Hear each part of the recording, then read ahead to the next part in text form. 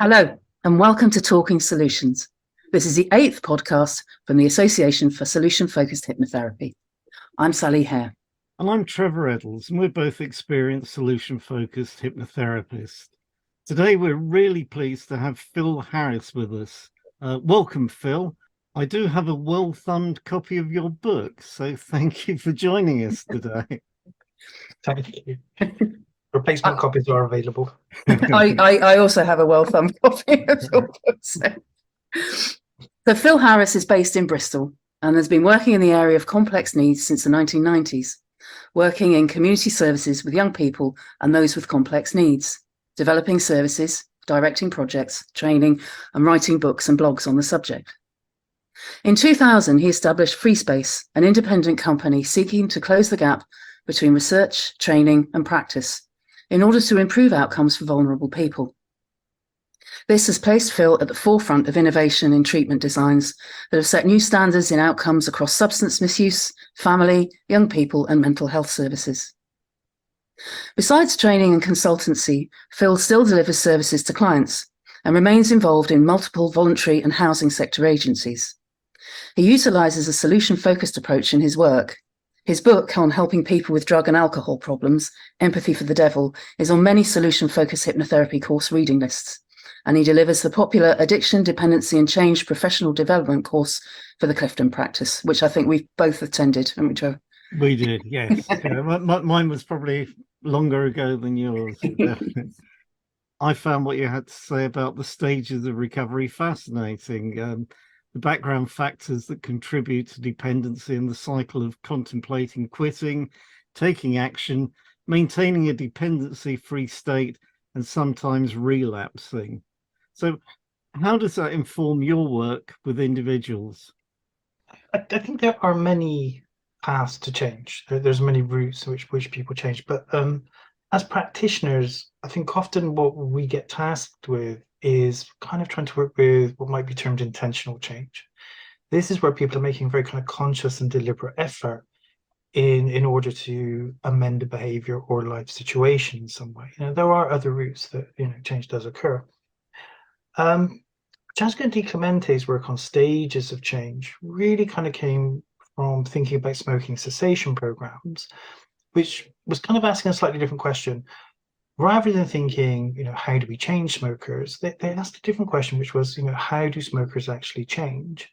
And so then they kind of followed a population of smokers over a long period of time. And what they kind of found was that smokers kind of held these different positions.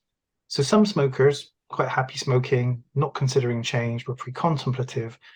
Others were smoking, but thinking about change. Others were reading Alan Carr, Give Up the Easy Way, preparing for change. One irritable, snappy group said, I've just stopped with the questions already. They turned it into action. One group said, gave up first time me, maintained themselves as non-smokers, and then people have setbacks and had kind of relapsed. And so originally they kind of saw it as a cycle. Now, subsequent research shows that kind of people could hop around a little bit, so they could kind of move towards preparation for change very quickly or back away a little bit. So we tend to think of it as stages of change these days. Now, the lesson I extract from Prochaska and Di Clemente's work, they don't really kind of make this as visible as I do, is they kind of always remind me of a kind of really fundamental position we need to hold as practitioners. And the fundamental position is you'll never work with smoking cessation, you'll never work with trauma, depression, anxiety, drugs, or alcohol. You'll never work with any of those things. All we get to work with as practitioners, and the only thing we get to work with, is the client's attitude to their problem.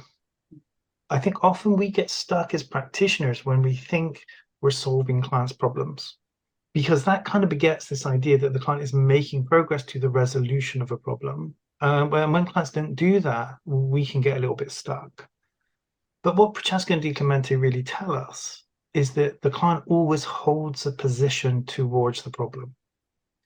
Fundamentally, I think the most important question we all ask as practitioners should be, what is the client's relationship to the problem? Because that's all we have. We can't solve the client's problems. We work with the attitude towards the problem. So whether clients make progress or not, there will always be a position to work with.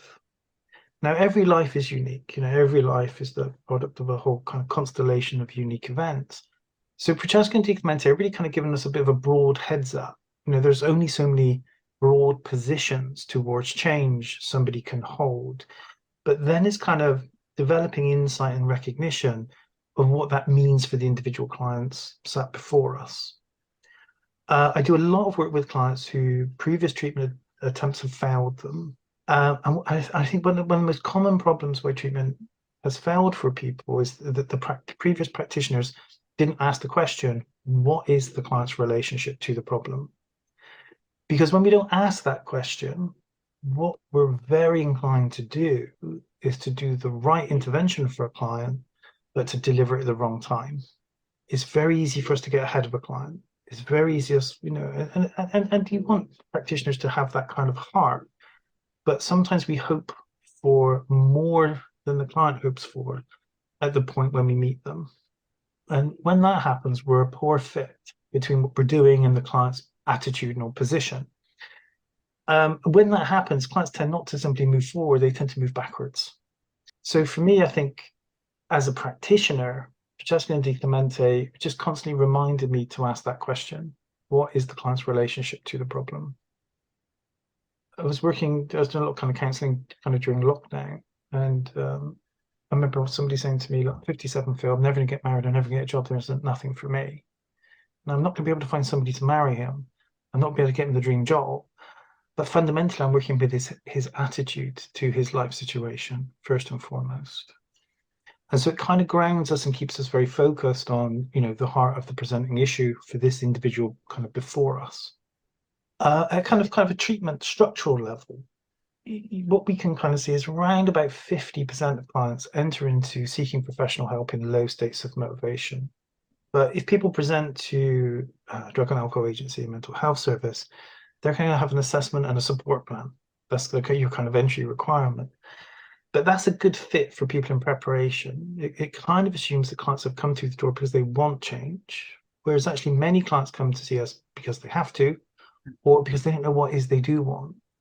So they're in much kind of lower states of motivation. We tend to neglect this low motivational states and positions, when actually it could be the biggest standing population we get to work with by motivational level.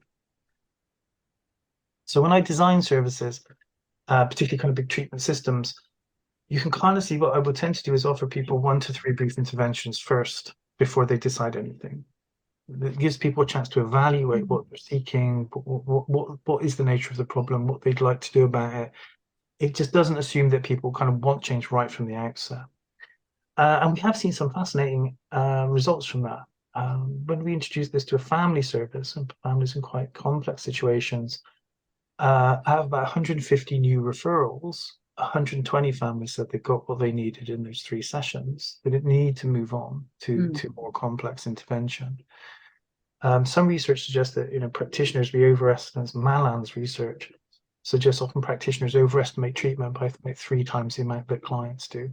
So sometimes there's a big gap between what can be achieved in fairly brief periods of time, with the expectations of the practitioners, which can be seeing things on a much longer term scale. So often I'll design treatment systems with that in mind. I think we're working with a large population of clients with different needs, and how does the treatment system need to account for these varying degrees of motivation? So it's a little bit more of a systemic view of it, but tends to underpin most of the work I do. That's great. And that sort of person-centered approach, sits very well with the kind of solution-focused approach that we use. How do you think that's helped you in your client and research work around addiction and dependency, would you say? I think it kind of underpins everything. I designed some very big multi-county treatment systems or some, very bespoke tailored programs. But my kind of question is always starting, what does recovery look like for this population? And I'm always inclined to look primarily at the natural remission research. So this is individuals with these problems who change without professional help. And often those patient groups are kind of ignored, but they are actually the vast majority of clients. We don't really send that message out that the vast majority of people change without professional help. If you ask a treatment seeker about their treatment, they then tend to tell you about the treatment philosophy they've experienced. Whereas when you look at the natural remission research, where people change without professional help, you kind of see the raw resourcefulness of Right. the clients and their journey. And so then how do we kind of bring interventions to be much closer to the raw resourcefulness of the clients coming into services rather than imposing theoretical frameworks on them? I'll give you a really good example of this. There's lots of strategies you can do to kind of look at how to reduce cravings. But when I was looking at the natural remission research on cravings, what kind of struck me is two things. A, that kind of clients had different explanations of cravings. So some people would say, well, it's because I'm dehydrated, so I drank water. Other people say I've got low sugar levels, so if I had kind of cravings, I would have a sweet. People say it's a vitamin deficiency, I'd have a vitamin tablet. So they all had their own personal explanations, and it kind of begetted an antidote for them. So they had a concept of what it was, and they also had an antidote. And so when I'm working around cravings these days, I'm less inclined to give people, a set way of dealing with cravings. But I'll say, what do you think your cravings are about? What causes them? And so what's the remedy to that? Because ultimately it's their belief in their capacity to control it, which is the remedy. Does that make sense? Yeah, yeah. So you can kind of see that's very anchored in the kind of raw experience of people. So large population studies, lots of people doing this, but you see these very similar patterns. It's a kind of much more naturalistic kind of approach. So I find some models are very theoretical and a bit disconnected from the kind of raw experiences of clients, really. So the kind of starting position is always the resourcefulness of the client, and particularly if you're anchored into the natural remission studies. And if nothing else, it reminds you as a practitioner that the vast majority of people have both the capacity and ability for change, really. Something which is easy to forget when working with complex cases. Right. And I think sort of moving on from that, my next question is, how do you think having support outside your usual networks, for example, a therapist, can help reset unhelpful habits and dependencies? I think it kind of helps in a lot of ways. I think there's kind of a couple of components to that. I had a very interesting discussion with a group recently on this kind of subject, and it kind of highlights some of the factors which are universal. Somebody was kind of saying that when people kind of struggle in their community in Slovakia, they go and see the little old lady on the edge of the village, and then somebody was saying, well, for their clients, they go back to Somalia and they talk to a man. We're much more likely to place our trust in mental health professionals these days, paraprofessionals. And all of this would have significant power, because what they do is they create a sacred space. They create a protective space away from your life and a kind of safe space to be you, to think out loud. So we know that some of those kind of pure relational factors are vital to outcome. If anything, they count for more than type of therapeutic model that people use. I'm very interested in language and neuroscience, and I think there's a very strong connection between those two things. Certainly when we kind of look at when people are kind of carrying distress and in high emotional states, we kind of know from research that the emotional systems are kind of hijacking rational systems. But what we also know from research is that empathy, emotional recognition, naming of emotion switches those emotional systems off. So in some studies, we strap at people's brains in high emotional states, get them to name objects, nothing happens. Get them to name people, nothing happens. Get them to name places, nothing happens. Get them to name emotion, you can see their amygdala switch off in real time. So there's the sacred space. Then there's the kind of common process of language exchange. My hunch is that spoken emotion becomes a processed emotion. I certainly see that a lot, particularly when working with people who've experienced trauma or unresolved grief, for example. What I notice in the language of clients there is they tend to avoid emotional words. They tend to use proxies, and then they don't kind of really process the emotion. So my kind of hunch around that is that essentially they're suffering. And what I mean by suffering is sur, meaning below, and ferry, meaning to carry. So I don't do any real kind of historical biographical work with clients. I don't take them back in space and time, but it's really kind of exploring what do they carry below right now emotionally, and how you kind of help them process that through the kind of language and conversations that we have. Because once people carry high emotion, it's very hard for them to think. What we kind of then have is we know from kind of research that the common factors are, are most important in terms of driving outcome. And so it's the kind of goodness to fit between the client's perspective and what the practitioner is doing. You could you have the highest level of qualifications in any therapeutic model, but if that model or way of seeing doesn't connect to the client's experience, you're simply not going to get an outcome. And so I think that different therapy models are kind of like different stories of human nature. They kind of give the history of the problem and what the remedy is. So psychodynamic therapy is looking at patterns from your childhood, how they repeat today. And CBT models is you're unrehearsed in behaving differently in the world. So we're going to teach you some skills to how to do that differently. And I think what those kind of frameworks really do is they provide clients with a metaphor or an organizing principle.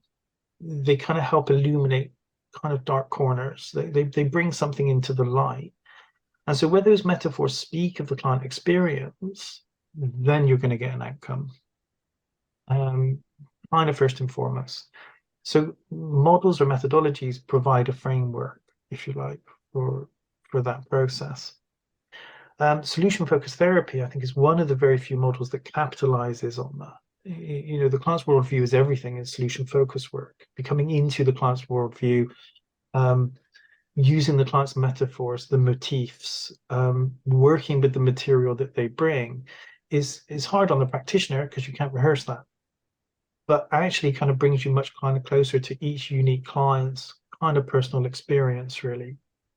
And so I think the kind of implicit flexibility in solution-focused therapy, is that kind of Goulashan's idea of, working from a position of not knowing anything about your client means that you have to enter into their world and into their kind of meaning-making system, more than kind of prescriptive models do, really.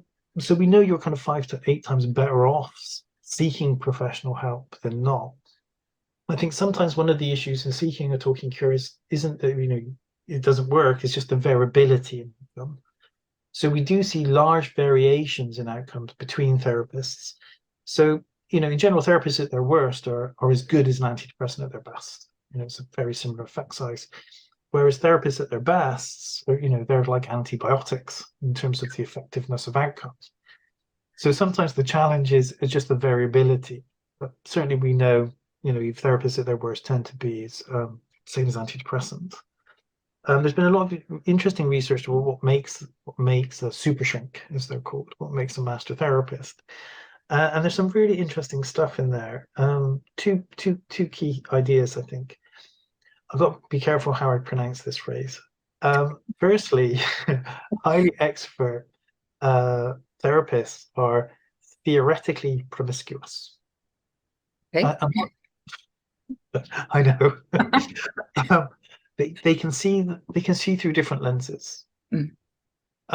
Sometimes I think that the least effective practitioners are those practitioners become a bit ideologically possessed about one way of working. They're inflexible. So super shrinks are theoretically promiscuous. They can see the client's worldview through different lenses. And if you kind of think you've got two practitioners, one believes they have the universal answer to everything, one is theoretically promiscuous. When they come across a case which they're struggling with, if you're very rigid in your practice, you've got nowhere to go. If all you have is a hammer, everything's a nail. Whereas what that gives super shrinks is the ability or greater therapeutic imagination to kind of call upon. The second thing, and this is a big part of solution-focused work, is effective practitioners seek routine feedback. It kind of anchors into the solution-focused therapy principle of clients are always collaborating.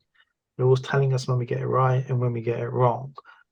And as a result, I think that one of the big differences super shrinks is that they're very sensitive to that feedback from the client, and will adjust accordingly. And we see something very similar in medicine. So some GPs are 10 times better at making diagnosis than others. And the only big difference between them is more effective GPs, once they make a referral to a consultant, is they follow up with the consultant, and the consultant gives them feedback and closes that loop. So that ability to learn from one's clients, I think, at an individual level and kind of collectively, and to be in a constant state of learning, which is what feedback loops kind of really give us, I think could become really important in developing this too. And so I think some of those core principles and solution focused work, underpin some of the wider research base in terms of, what makes us effective, what makes us matter to the clients that we work with, really.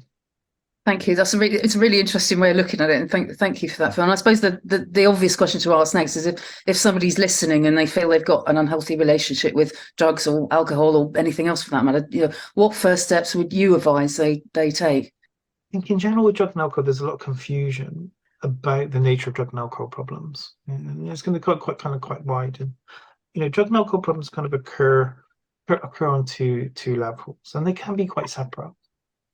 The first off is what I would think of as addiction.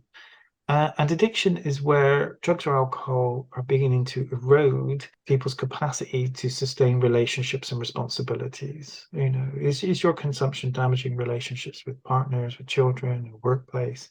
Is it curtailing your life in some way? Is it diminishing it?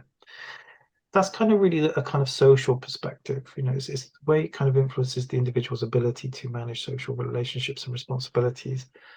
And so I would really define addiction as really the global erosion of relationships, our relationships breaking down around consumption. So that's kind of one thing. The other thing is about kind of physical dependence. Physical dependence is just how your brain is going to adjust to the presence of a drug. If you're taking a depressant drug, it's slowing everything down, your brain will work harder to compensate for that. The drug will wear off, and then you're going to experience withdrawal. Often, I think in everyday life, people confuse those two concepts. So somebody who's sweating through the night, having bad nightmares, waking up early, a few liveners before work, stops off in the pub at lunchtime, a few drinks on the way home. Because they're holding down relationships, they might not feel they have a problem, even though they're showing signs of physical dependency. But likewise, a binge drinker can go weeks without a drink. They're not going to feel any physical consequences on that. But if they go on a 3-day bender, that's going to affect the relationships around them. So I think that there would be kind of two things. It is the substance diminishing your relationships in any shape or form. Is it that you're feeling some kind of level of discomfort when it's not available to you? George de Leon was a researcher. I talked about Prochaska and Ducmente's work earlier when they were following smokers over time. George de Leon did a very similar thing following drinkers and drug users over time. Tried to replicate Prochaska and Ducmente's research about drinkers and drug users. And they George de Leon found a hidden stage in the stages of change. And it was in between pre-contemplation and contemplation. And the hidden stage was that people began to recognize they were having problems, but they tended to attribute the problems to other people. So where kind of people feel that they are struggling with drug or alcohol, or certainly locking in conflict with others around drug and alcohol, that's usually those kind of first signs that something is awry. Certainly where there's kind of signs of physical dependency, people should kind of, it's very dangerous to stop drinking or taking benzodiazepines abruptly. They should seek help from a GP. In terms of affecting one's life, I would say put it to the test. Give yourself a break. Give yourself a 2-week break. What's that 2-week break like? Is it a struggle? What moments in those 2-week periods are difficult? May give you some insight whether alcohol in particular is playing too big a role in your life. But it may also kind of give you heads up where the difficulties arise about its functions. Is it when you're alone? Is it when you're with certain people? Is it on weekends? Is it payday? And people work in hospitality? Is it days off? So those struggles may kind of give you a kind of heads up or insight into how important it is, but also what may be driving the behavior in its early stages. Okay, that's really interesting. Talking about free space then, which Sally mentioned earlier, what's in the pipeline for free space? What have you got planned at the moment? There's a lot planned.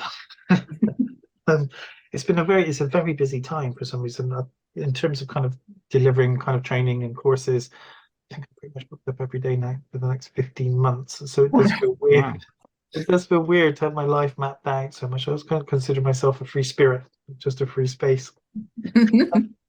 Then there's a number of kind of projects. One thing I'm kind of looking forward to is a big project with an NHS trust in the summer, which will be looking at reducing hospital readmission rates for people diagnosed with schizophrenia, with dual diagnosis issues. So I'll be kind of developing a program and training program for staff teams around that. Some very exciting stuff in terms of the design of young people services and doing some of the kind of follow-up research. So last summer, I was kind of researching a large data set about the impact of COVID on young people with drug and alcohol mental health problems.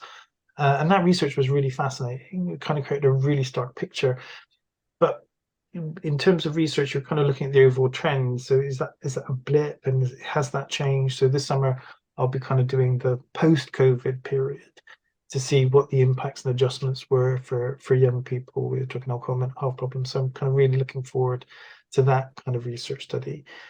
Some of the research suggests that COVID changed people's personality more in 2 years than typically happens in 10.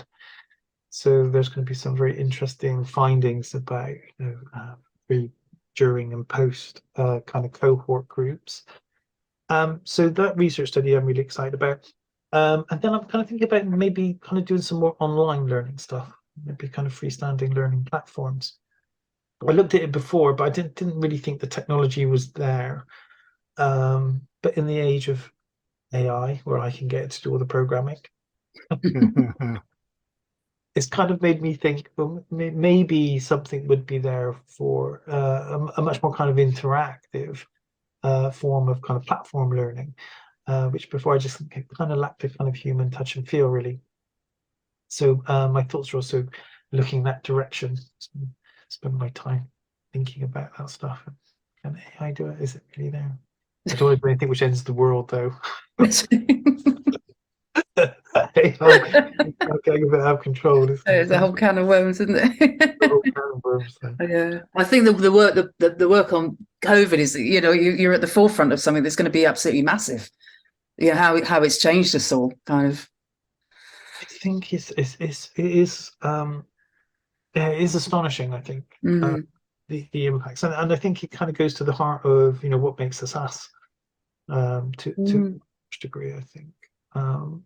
But it's very, very kind of striking across the board, particularly for kind of more depression and anxieties. It was interesting in the studies, the last range of studies, COVID lockdowns didn't really impact on young people so much with poor impulse control conditions, things like ADHD and oppositional defiance disorder. There's kind of poor impulse control. There's a lot of overlap between those things. But did have huge amount of impact on depression and anxiety rates. So depression and anxiety seems very environmentally sensitive. So I'm kind of looking to see what the long-term effects of that were and the impacts of treatment during that time, really. Absolutely fascinating. Well, it's been brilliant talking to you, Phil, and thank you for finding time to come and join us. That's about it for this podcast. Yeah, next time we're looking forward to talking to Sophie Fletcher, a hypnotherapist specialising in the use of hypnotherapy and mindfulness for menopause and other women's health in general. So it's goodbye from our guest, Phil Harris. Thank you. And for me, Sally Hare. And it's goodbye from me, Trevor Eddles. Bye. Bye.